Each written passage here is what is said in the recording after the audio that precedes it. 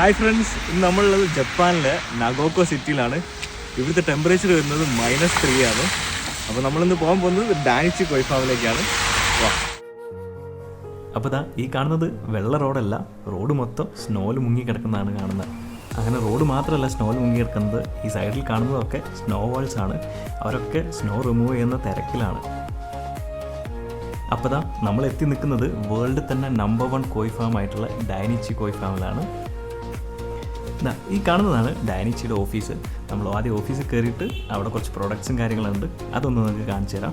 ഡാനിച്ചിയുടെ തന്നെ ഒരുപാട് പ്രൊഡക്ട്സ് ഉണ്ട്, ടീഷർട്ട് മുതൽ side bags, lot of things.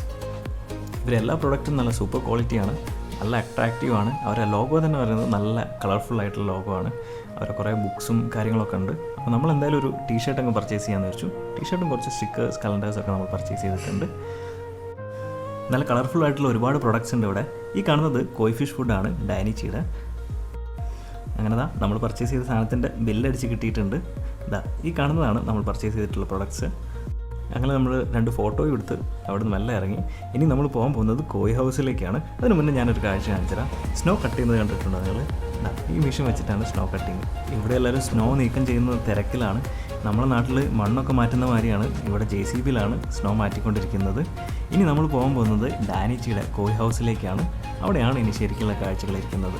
അപ്പം അടുത്ത വീഡിയോ ആയിട്ട് നമുക്ക് വീണ്ടും കാണാം. Thanks for watching. Stay tuned.